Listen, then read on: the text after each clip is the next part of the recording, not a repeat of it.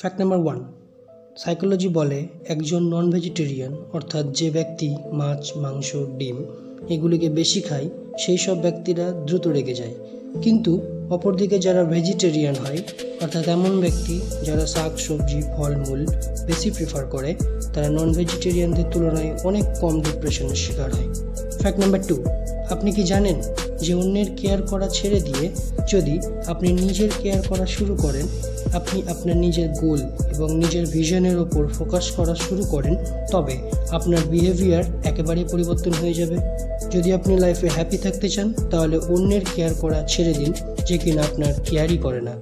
Fact number 3, আমাদের brain সবসময় আমাদেরকে অপরের সাথে তুলনা করে। মানে যদি আপনি কোনো ধনী ব্যক্তিকে দেখেন তবে নিজেকে গরিব মনে করবেন এবং গরিব ব্যক্তিদের মাঝে থাকলে নিজেকে ধনী মনে করবেন। এর জন্যই নিজের তুলনা কখনোই কারোর সাথে করবেন না। আপনি শুধুমাত্র নিজের বেস্ট ভার্সনের ওপর কাজ করতে থাকুন।